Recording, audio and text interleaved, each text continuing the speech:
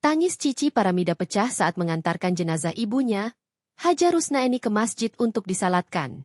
Jenazah disalatkan di Masjid Sidratul Muntaha terletak tepat di samping rumah duka. Jenazah dibawa menggunakan keranda berlapis kain hijau bertuliskan lafaz Al-Quran. Cici Paramida didampingi seorang anggota keluarga terlihat mengikuti di belakang. Saat hendak memasuki masjid, tangis sang pedangdut pecah. Ia sempat berdoa di depan keranda sang ibu. Usai berdoa, Cici kembali tidak bisa menahan air matanya. Ia memeluk perempuan di sampingnya. Kerabat Cici berusaha menguatkan sang pedangdut dengan mengelus punggungnya.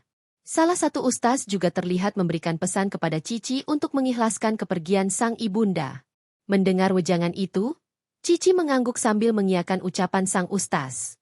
Sebagai informasi, ibunda Cici Paramida meninggal dunia di Rumah Sakit Cipto Mangunkusumo, Jakarta, Kamis, 17 April 2025, pukul 10 waktu Indonesia Barat. Sebelumnya Haja Rusnaeni sempat mendapat perawatan di ICU selama 1 bulan.